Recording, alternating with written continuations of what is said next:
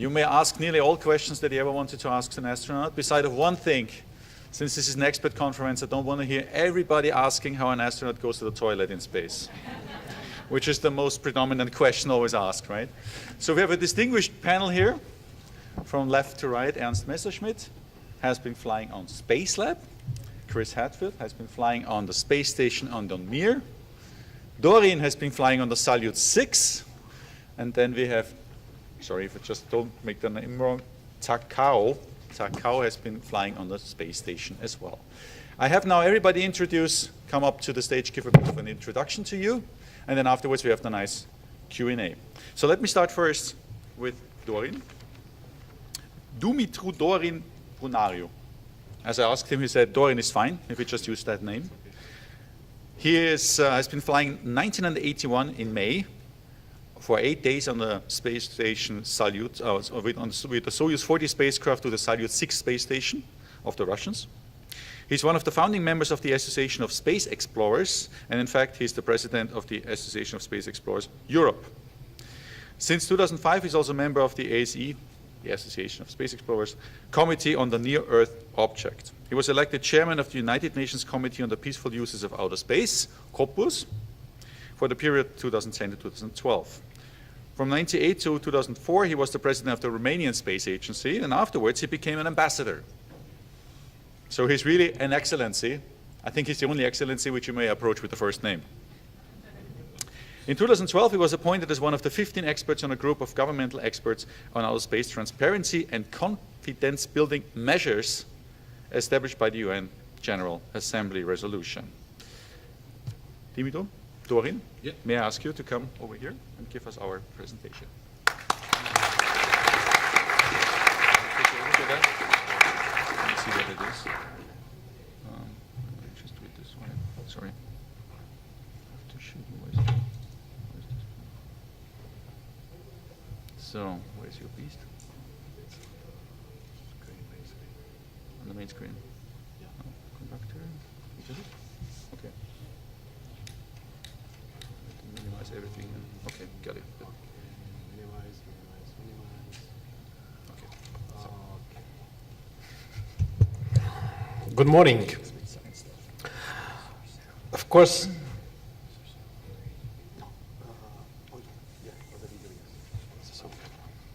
It's plugged. Not for the PowerPoint, but for the video. Okay. Oh, it's space science. Takes a bit, huh? It's rocket science stuff. Anytime you have to do something else when start the presentation, fix the technical things, in the spacecraft, that's quite the same thing. I flew on one of the oldest spacecrafts, Soyuz 40, was the last one for the first generation of Soyuz spacecrafts. Then you flew, other friends flew on Soyuz T, Soyuz TM, Soyuz TMA, Soyuz TMA first, second, third generation, and so on. So I'm a veteran. What I do now, I work for the Romanian Space Agency as well, through a private company. And at the same time, as a member of the Association of Space Explorers, and not only, I try to inspire young generation, to inspire young people. And what I want to present you today is the result of such an inspiration. Young specialist from the Romanian Space Agency was inspired by me when he approached space, when he studied in the Polytechnic Institute and became an aviation engineer. Then he tried to do things at the global level. He was for almost 1 year working in New Zealand. He has a PhD in Germany with magna cum laude. And he realized an amazing movie about you, about us, about what we have to do to develop our own insight, to realize what we can do in life and how to do it. The film is just released on the market, but he already won an international award at the Accolade Global Film Competition in Los Angeles. And I don't present you the film because it takes 54 minutes, but I present you just a few insights about the result of its work. He interviewed a lot of personalities. You see the name of them here on the screen. Also, I'm one of the characters of the movie, and he also, being now the president of the Success Engineering Company, does the same thing. He tried to discover how to imagine, design, and build your most wonderful dream in life, to discover the thinking paradigms that drive out of this word success, to discover the mind models behind the success of astronauts, space leaders, and even rock stars, to discover the personal leadership secrets behind NASA's greatest programs, and to discover 30 years of success intelligence and personal leadership experience, and also to discover state-of-the-art discoveries in human development. This is Dragoș Brătășanu, my friend, my inspired people. He's also an Arctic explorer. He's about 30 years old, but he did a lot of things in his life, and a speaker on 5 continents, and has a personal website dealing with what I told you about inspiring other people. Now I just want to show you the trailer of the movie, 2.5 minutes, and to understand what it means. We're living a time in the history of our civilization and the history of this world, a time unlike any other in 5,000 years of human history. We're in an evolutionary process, and we're in an era of super high-speed transformation. There's so much information, there's so much knowledge, there's so many techniques, there's so many tools that it's overwhelming. And a lot of people today are asking, what's next? What am I supposed to do? Why am I here? They're really looking for more purpose in their life. Who am I? What do I believe in? What do I want to be persistent about? The world is changing. What does it mean for our jobs? What's it mean for the way we deal with our families? And where do we put our passion? And how do we deal with this new world that's emerging?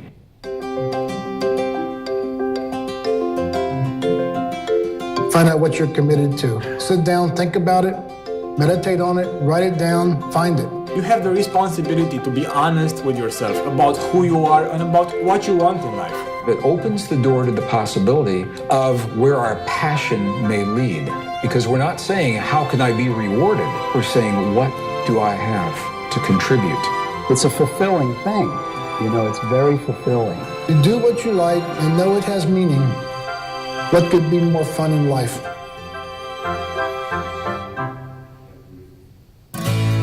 It doesn't matter if you're a kid or a teenager or somebody in midlife, that's the key. That will change your life. Now, it's time to do. You have the real motivation. Everything comes together, mind and heart. If you decide what you really want and focus on it and write it down and think about it, you'll get there. You've been able to get the information, the knowledge, the wisdom that you need in a quick and timely manner. You're seeing something nobody else has ever seen before. You will discover the amazing you, and you will learn how to design and engineer your life in new and meaningful ways. It's also giving us the ability to learn, to grow, to change, and to transform like we never have before. It's part of creating an environment where people have the courage to try new things and be very, very successful. It's a transformation of the way you view the world. It's a transformation in the way you think. So now we have the information. It's up to us. What do we do with that information? The world is actually far better than you think. Okay, just encourage you to go online and to take the movie. It's an example of what we did in life. We, all of us, and some of you, of course. It's, of course, an inspirational movie. The young people who see the movie try to understand who are they and what they have to do, to do in life. So I'm very glad that we, astronauts, cosmonauts, we could inspire such people. We do our work, we organize a lot of events, activities, just to promote the protection of the Earth by the new generation, inspired by us. Thank you very much.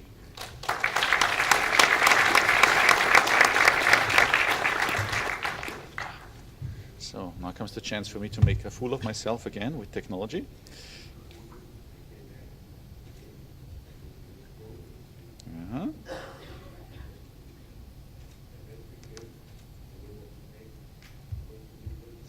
Success. So we come up to the next speaker, next panelist, Ernst Messerschmidt. Was a science astronaut aboard the Space Shuttle D1 Space Lab mission in 1985. He has designed and implemented many unique space experiments, performed about Space Lab and space stations. Since 1986, he has been director of the Institute of Space Systems at the University of Stuttgart, that's in Germany, serving also as a dean and vice president. From 2000 to 2004, he was on leave from the university and he led the European Astronaut Center of ESA in Cologne. His research specialities include the architecture of space stations, reusable space transportation systems, and planetary transfer vehicles. He co-authored several books, one of which is Space Station Systems and Utilization. He owned 10 patents and wrote more or less 150 journal papers and authored 10 books. So this is a really full-fledged professor. And he flew, as we said, on Space Shuttle, on Space Lab. And of course, if you have to talk about anything about future of space stations, this is the man to talk with when you really want to see what the future is all about. Ernst, please, the floor is yours.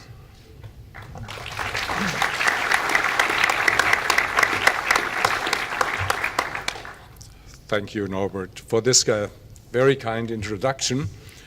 But first, let us look back a little bit and ask the question how at that time, how I became astronaut. I was studying physics. I had the chance of going to CERN, the center in Geneva for research on elementary particles. And at young age, I had the privilege of running a big synchrotron where 100 physicists worked around, but I was the master of the synchrotron. I had to switch it on. I had to look for the important data to get a safe running of the machine. And we accelerated protons very close to the speed of light to produce antiprotons. And then I later went back to finish my PhD, and suddenly there was an advertisement in the radio, astronauts wanted. And I asked myself, why this isn't something for you? I had been in Geneva, I had to learn French, was to get my English a bit more perfect. I was used to international environment. I had to work in interdisciplinary way together with colleagues. So if you take this all together, someone was missing. That is the extraterrestrial environment. And so I just applied, and I got lucky enough the chance of being assigned for a Space Lab mission, the first German Space Lab mission in 1985. And that was a very interesting time because the first time we had astronauts from one country to purchase a shuttle flight and be on its own determining what kind of experiments we run. And at that time, we had been probably the first starting series of experiments in the relevant disciplines of microgravity research, looking for effects in medicine, biology, in material science, physical sciences, and also in engineering sciences. So it was fascinating to run 70 experiments in 1 week. So we had a very high burden. And worked up to 18 hours, of course, that you only may do when you have 1 week mission. And then I came back and to realize my original dream of becoming a professor. Because I love science, I love teaching.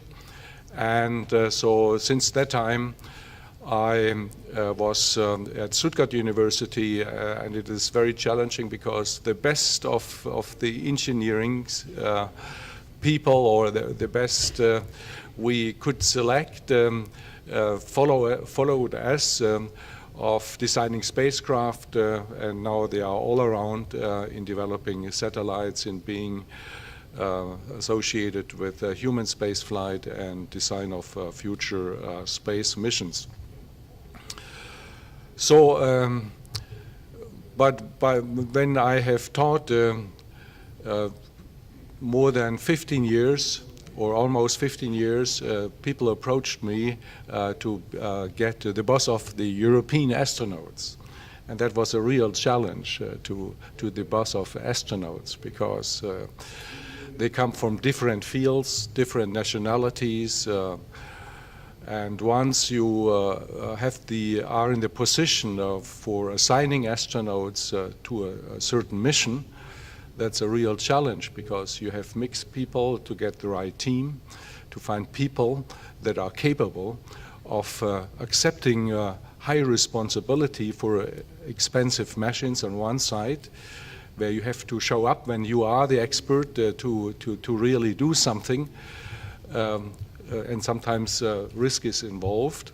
And on the other side, every one of us as astronaut has to serve as team member once he recognizes that someone else should lead an operation. And after this very interesting time, I went back to university, and it is the most interesting thing to state why we do all this in space. It is not only science, and as we have in our community, in the International Academy of Astronautics, have found three imperatives. Those are explore. Explore means that is a cultural imperative. To go to terra incognito, to find out what is out there, to live off the land. And only if you look around, you come to question. And then comes the scientific imperative to understand, to find out what is all about, and better understand physics and our environment in terms of planets, solar system, etc. And the third imperative is unite, meaning do it together. And for human spaceflight, of course, the destinations of the future are asteroids, are eventually a repair of telescopes at one of the libration points, going back to the moon, and ultimately to Mars. So that is very challenging, and I would encourage every one of you getting close to human spaceflight business, and eventually one day becoming an astronaut.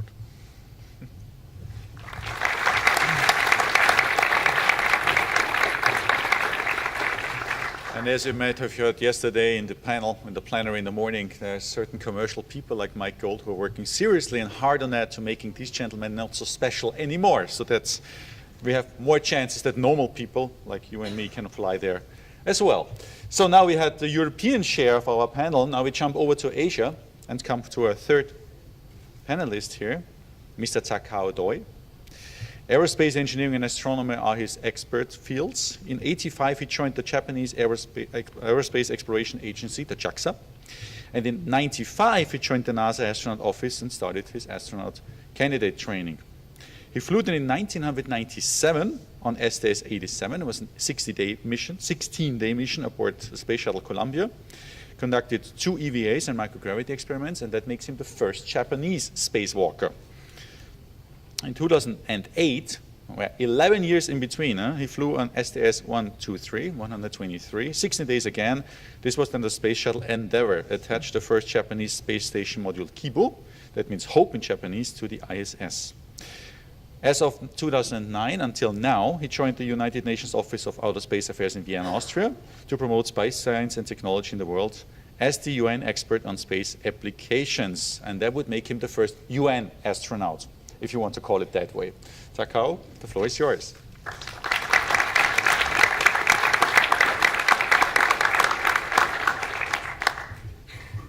Thank you, Norbert.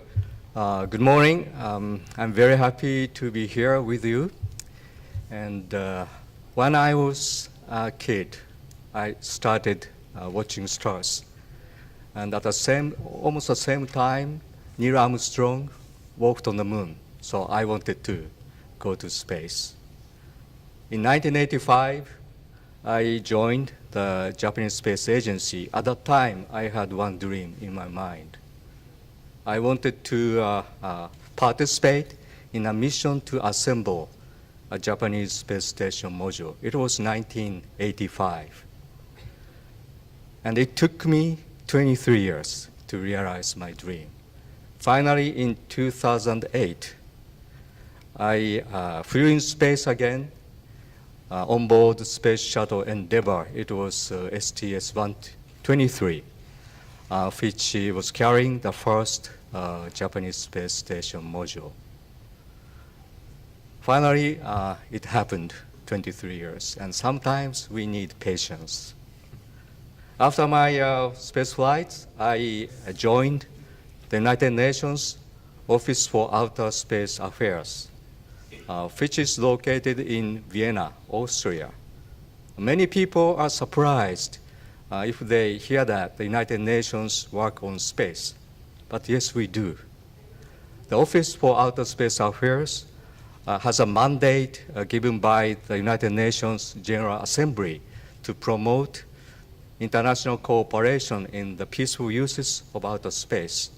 So our office is promoting the space science and the technology around the world.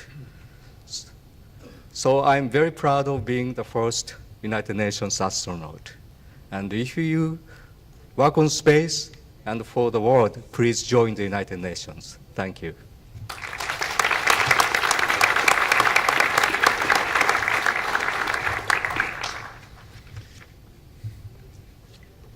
So, Chris is the last one to be presented. We jump back to Canada, and thanks to Chris, I don't have to read the whole thing, because there would be quite a lot if I just have to read everything. He was just to kind of scratch out the stuff and say this is maybe more important than the other one.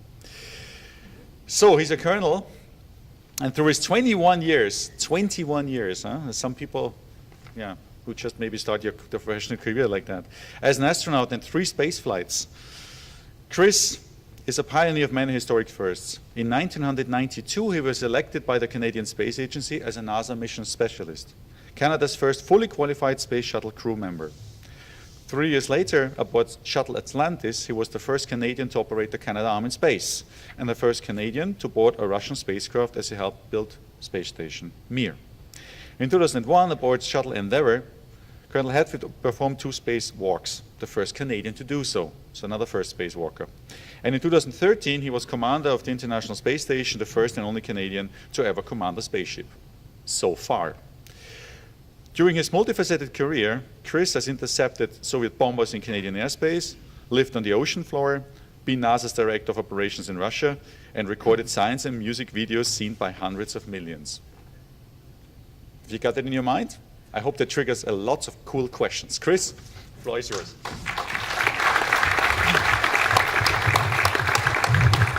Thank you, Norbert. Actually, I think it's really interesting looking at who's on stage here amongst the 4 of us that have been lucky enough to fly in space right now. It spans the whole history of human spaceflight since Apollo, basically, with Doran having flown on one of the earlier variants of Soyuz and going to a space station that predated Mir. And myself having had a chance to build part of the Mir space station. Ernst, who flew on one of the early real key science shuttle missions where it was a small space station of its own as a laboratory. And then Takao, who has spanned both of those, flying on a pure space shuttle flight and then helping to go construct the International Space Station. It's a breadth of experience. And I think it's interesting also that Doran talked about the inspirational side of it. What does it mean at a personal level? And Ernst talked about the fact that it is engineering and science and exploration, but that's not all it is. And the 3 precepts that he put forward are kind of the core of the whole thing. We can get really focused on the minutia, but the fact that it is not only science is really vital in recognizing the human component of space exploration. And then Takao talked about the necessity for patience.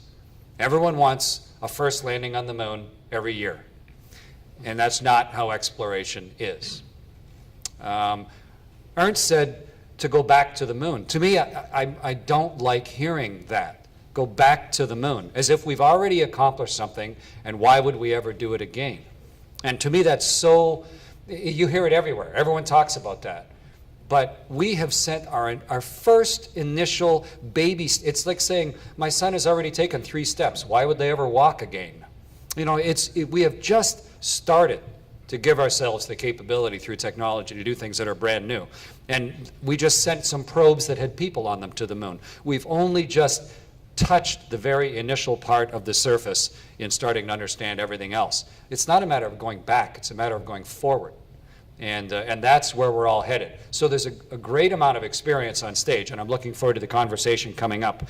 But I just want to talk about what's actually happening right now. There are 6 people who are off Earth right now.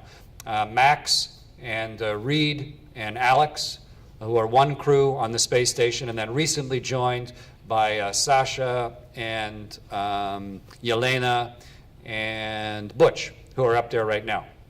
Interesting backgrounds. Russian Air Force, American Air Force, American Navy, engineer, and researcher, someone who's researched all around the world, lived in Antarctica. People from all around the planet are up there right now. And they woke up, their watches, just like this one, we all use these watches. The alarms rang at 6 o'clock this morning, Greenwich time. We live on Greenwich time. They rang at 6 o'clock this morning in all of the tiny sleeping berths around the space station. There are 4 of them in part of the US segment, 2 of them down in the Russian segment. And they've been working all day ever since. It's Friday on the space station. So Alex is wearing a Hawaiian shirt today because it's Hawaiian shirt Friday up there. They're running the 200 experiments on board. They're fixing things that are breaking. They are preparing the ship for next week when they're doing spacewalks. That's a huge reconfiguration of the orbital research vessel that we have built up there. They're reconfiguring it for spacewalks coming up. And the constant come and flow of vehicles. And it's amazing. On board the space station one day, when our next crew is coming up, it was nighttime coming across Kazakhstan. And we got the cameras already and looked, hoping we might see something of the Earth sending a Soyuz to us. And we actually saw the burst of the light of the engines lighting on the Soyuz in Kazakhstan, and then watched that rocket climb and come towards us. Earth shot a missile at us while we were up on the space station. Amazing to see. And you see that all the time. You feel like you're living in a train station up there. There are so many vehicles coming and going. And the announcements in the last few weeks of 2 other vehicles besides the Soyuz that can take people to station. That's really important.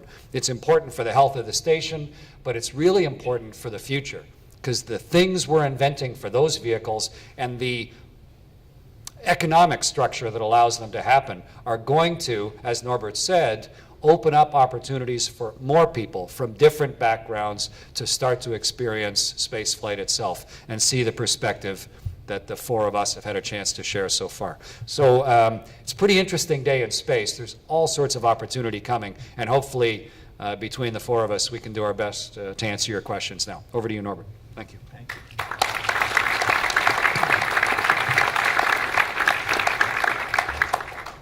So, let's see if this bit works. Off it goes. So we have just a stream running in the back to trigger some ideas, and please come forward with questions and take the microphone if you would be so kind.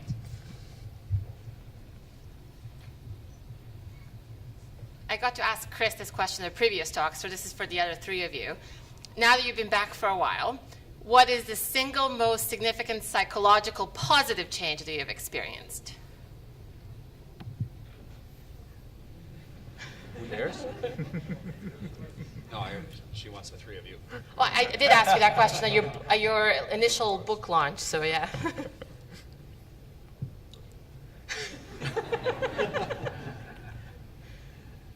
Well, the most positive first sign is once you are launched, that the rocket is ignited, you are pushed upwards, and after 8 minutes you are there, having 95% of the risk behind me. And then you start relaxing, and then comes the next, the second most important moment, opening the cargo bay doors or whatever, moving the shutters away, look out down to Earth. And then comes to the first disturbance, that is, you think you know the geology of Earth, the oceans, the rivers, but suddenly I recognized that I was lost. Only when I turned behind the window, suddenly when geographic north was up here, I recognized where I was. So it's fascinating to find yourself in a strange environment, and then starting work and handling things in microgravity that you cannot really train on Earth. Dorian, I try to answer your initial question. After I came back, what changes were in my psychology or... Okay, I think I'm closer enough. I could tell you that after a space flight, you trust much more in yourself, in your powers, in your decisions. You are more sure in anything you do. You have the feeling that you really control things. After being into space, after having such an outstanding experience, unique experience, feeling up there, sometimes alone, lost, sometimes very strong because you control such a technology that lets you fly into space. All these feelings combined have a result when you come back on Earth. And the main meaning is what I said before. Thank you. Well, in my last mission, I flew around the Earth 250 times. And I saw many different parts of the Earth. But I realized that I did not know people who live there, their cultures, and their languages. And when I came back, I wanted to know them. Well, that is maybe one of the reasons why I joined the United Nations. Thank you. Fantastic. Madam? Hi. Margot Solberg from the Ecuadorian Civilian Space Agency. I represent the education sector. In your childhood, who or what most influenced you to pursue STEM and why? This is to anybody. It was fairly Should I repeat? Yes, please. Okay. A bit more emphasis. With louder. okay, starting over. Yes, please. Margot Solberg, Ecuadorian Civilian Space Agency, the education sector. In your childhood, who or what most influenced you to pursue STEM and why? To pursue Science, technology, engineering, or mathematics. Okay. Or STEAM for some of people. Who are you asking? Anybody.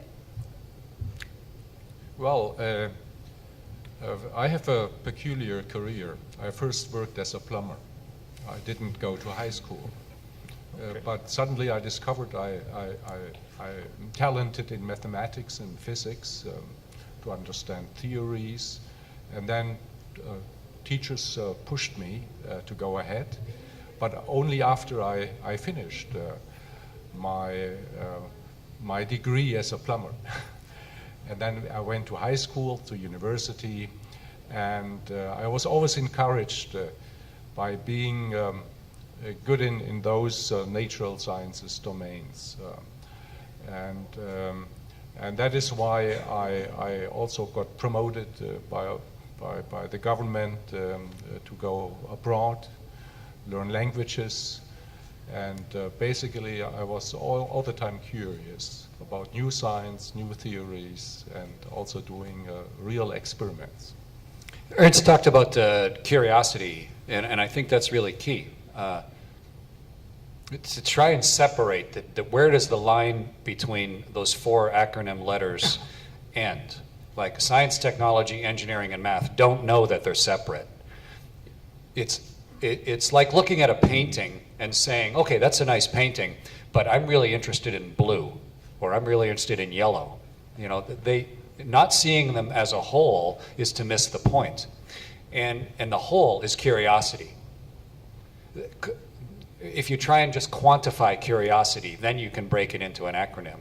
And to me, who was it that then gave you your sense of curiosity about the world? That's maybe the core of your question. And for me, that was my parents. Absolutely. They expected the fact that you would always be questioning why.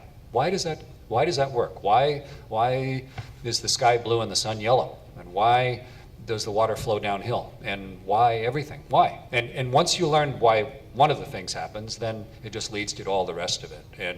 And I think one of the greatest things you can try and do as a teacher or an adult is to make sure that the young people that you're talking to feel an unquenchable thirst to answer that question why, and to be curious.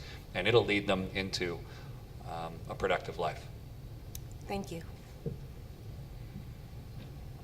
That's all?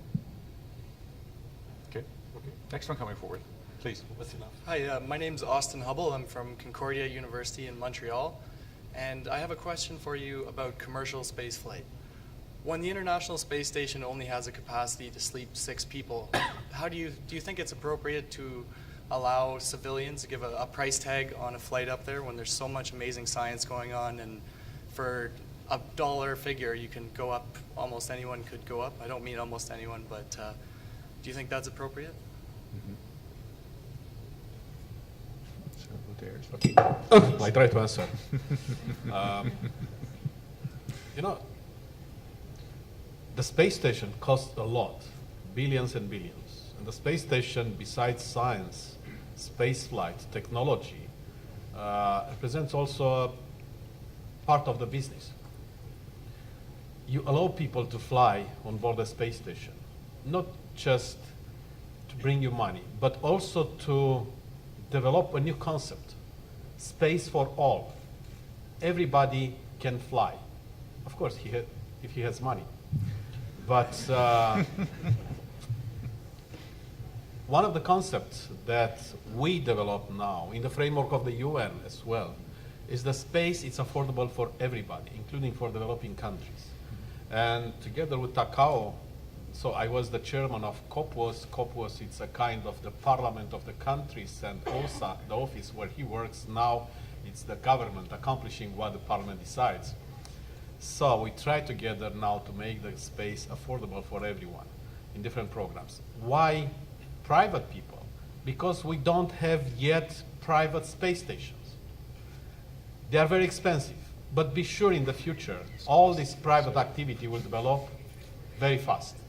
And when you will have in space the first, let's say maybe inflatable space stations, you organize touristic trips for anybody who has the minimum conditions, the healthy conditions to fly into space and has some money.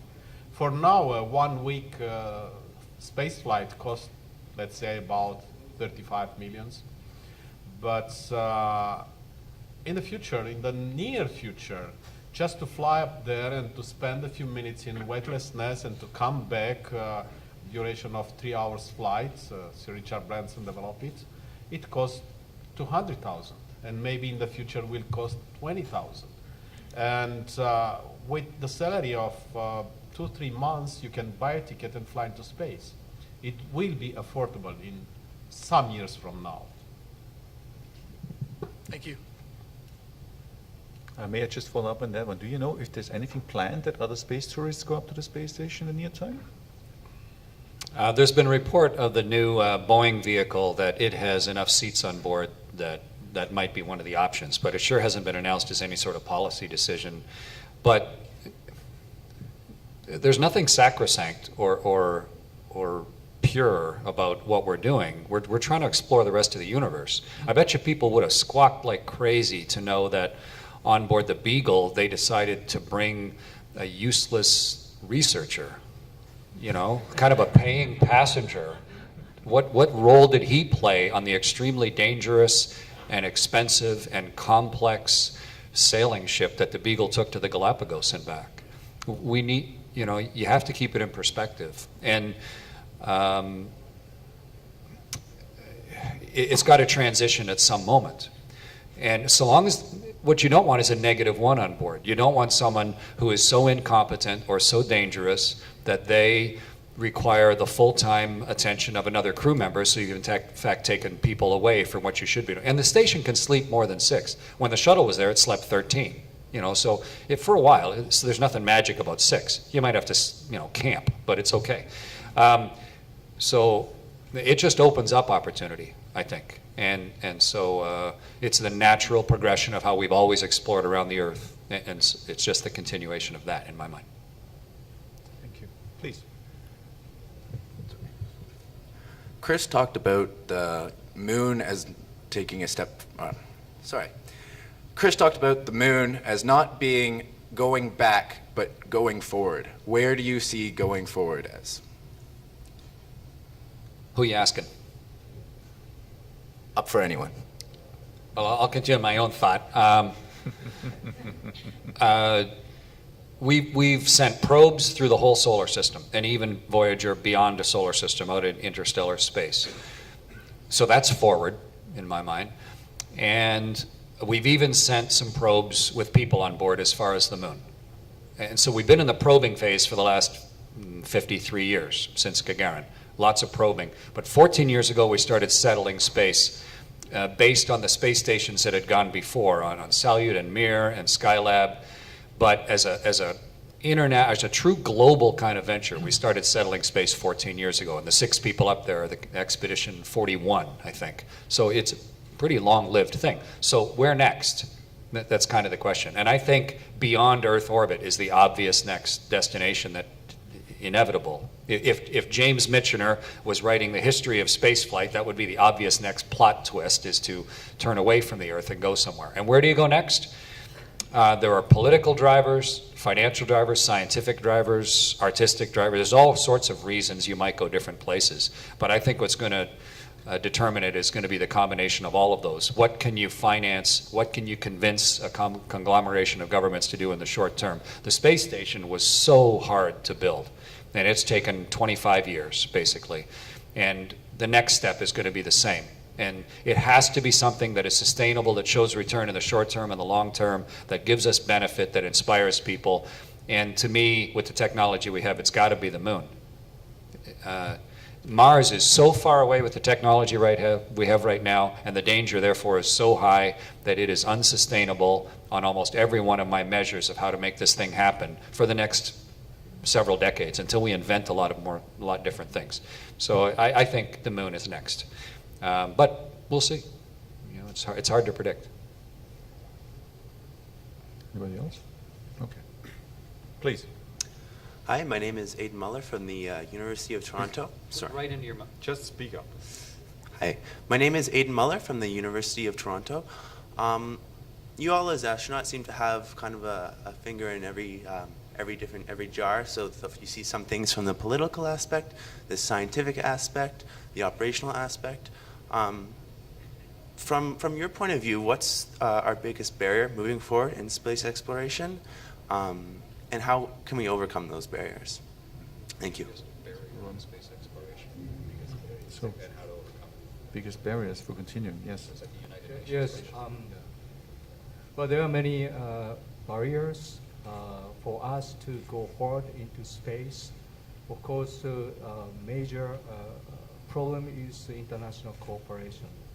For example, the station, there are just 15 nations collaborating each other, and still there is a difficulty in operating. How can we create a mission in which whole nations, the United Nations has 193 member states.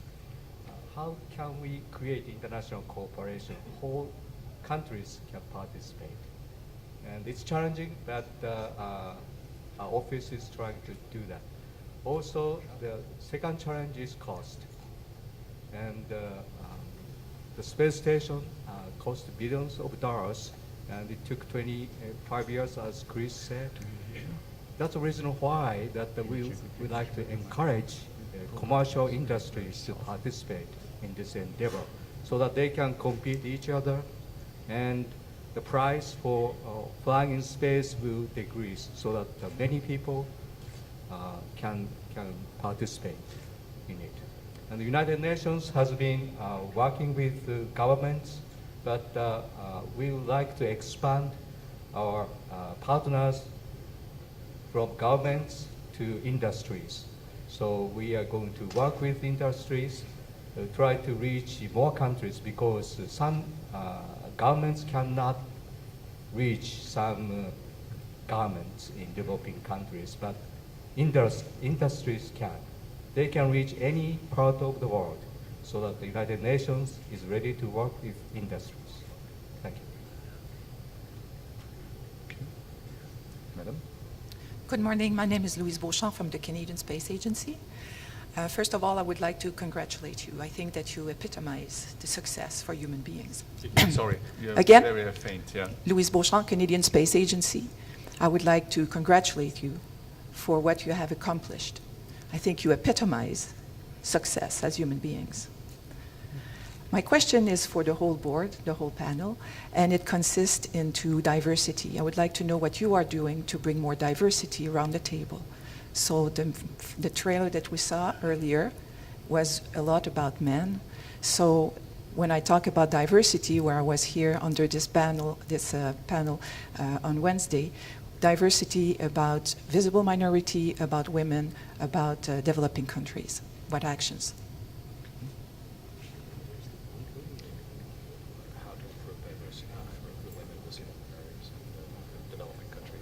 I can, from United Nations point of view, I can talk about the diversity to reach more countries, more people on the earth. The office has been organizing workshops on human space exploration and human space technology last few years. In 2011, we organized the first workshop in Malaysia to try to define what the UN should do in human space exploration. And in 2013, we organized the second workshop in Beijing, China, in which we discussed how more countries, developing countries, could participate in the human space exploration. And next year, we are planning to organize a third one in Costa Rica. So we are trying to reach more countries in this endeavor of human space exploration for humanity. Thank you. Yeah. In Europe, ESA is at the helm of all activities in the area of human spaceflight. Unfortunately, only 10 countries out of 20 support the human spaceflight program. But all those countries have had the chance of flying astronauts to space. And that had a good effect, very positive effect about not only human spaceflight, but space utilization in general. And so we have already this kind of diversity in terms of multicultural differences between the countries, managing big projects in the same direction. But talking about the diversity of flying women in space, we are still in an infant situation. We have had one astronaut, Claudie Engmeret. She was very successful. At some time, she was the only capable of flying a Soyuz capsule from our side. And but the future looks better. As a professor for space systems at Stuttgart University, in our aerospace faculty, we receive each year 400 students out of more than 2,000 applications. So it's very competitive to find a place. And when I started as a professor in 1986, out of 100 students, we had 1 or 2 females. And that changed. Now we have 20%. And looking at PhDs in my directorate, I was responsible for, the number climbed up to 45%. Obviously, the talents of females in terms of languages, being persistent in following certain topics, and the energy behind and the social talents. They realize obviously that that is not the traditional engineering world or science world. This world needs, beyond those basic topics, beyond those hard topics, soft talents, soft attitudes and characteristics. In diversity is a changing thing over time. When I decided to be an astronaut, Canada had no astronaut program. So talk about enabling from a developing country. We've since flown 8 astronauts from Canada, so we've gone from impossible to flying. Women have been commanders of the space shuttle, commanders of the space station. The chief of the American Astronaut Office is Peggy Whitson. The chief of flight operations for NASA is Janet Kavandi. The director of the Johnson Space Center is Ellen Ochoa. And of the Association of Space Explorers, our professional society, there are 36 countries that are members with people from all around the world. So there aren't very many businesses and fields, I don't think, that are more open. What we're really looking for is competence and capability. And so it's coming over time. So I think it's pretty hopeful. And there's even Russia. Elena is up on the space station right now, which is a really symbolic and important step. So I think it's a natural evolution, and I think nothing's perfect, but it's a pretty good example for everybody, actually. Dorian, you have maybe some last words as well, because it's a very short question which can be quickly answered, then I take it else. Yeah. I just wanted to know, what is one thing that you wish you could have told yourself when you were first starting your careers? Perfect, that's a good last question. Excellent. One thing you could have told yourself when you first started your career? Maybe it's one of the most difficult questions. You know, when I was proposed to take part in the selection for a space flight, I was already an aviation engineer, being employed in a factory, having a family, 2 children, and I was not at all motivated to fly into space. But the commander of the military unit, when I accomplished my military service in that time, told us that you have to fly to Bucharest, to the capital of Romania, with a military airplane. And I said, oh, it looks interesting. And then you have medical checkup for free on behalf of the Minister of Defense. I said, why not at this age? And the real motivation to go to Bucharest and to take part in the selection was the fact that my wife was still a student there.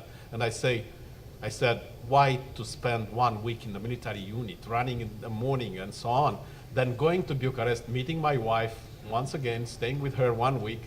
And I said, yes, I want to become a cosmonaut. And then only after I passed all the tests and I was selected, I realized what I did, and I was really motivated and founded by the field of activity, by the new field of activity. I just started to acknowledge. And then, of course, became the first Romanian astronaut. I work in the field for many years. Even now I work in the field, even I'm retired from the Air Force. No, I think that was an interesting statement, and we close it out here. Thanks a lot. Before everybody rushes up on the stage, those who know me know that I always make a little bit of a summary with a wink of the eye. This panel covered the whole portfolio of human spaceflight from Salyut 6 through Mir, Spacelab, and finally to the ISS. Dorian gave us a great presentation on the amazing U, so I invite you to have a look onto that one. Ernst was a master of a synchrotron at CERN before he heard a call on the radio to become an astronaut. So for you, if you want to do that, maybe not radio, but Facebook would do as well. Tsar was triggered to become an astronaut by the first moon landing. He had a break of 11 years between his 2 space flights, and his clear message on that was, sometimes you need to be patient. Chris didn't like the term going back to the moon. So far we have only done the first steps. We really have to move forward, so going back is maybe not really the word on that one. The ISS astronauts wake always up at 6 o'clock Greenwich Mean Time. 6 astronauts working, repairing, living together. And according to Chris, it feels like in a train station because there's so many spaceships coming always on board or towards it. Exploration is a cultural imperative. 1 week space flight at the ISS is like 35 million at the moment, and space tourism professionals are not contradicting each other. Charles Darwin was also once more or less a tourist on board of the Beagle ship. And I personally like very much Ernst's from the dishwasher to the millionaire perspective, the German way, from the plumber to the astronaut. So with that one, I think we have all great perspectives as one going up to space. I would like to thank the panelists once more, Charlotte for organizing that, our great technicians doing that, and everybody of you to coming along with good questions.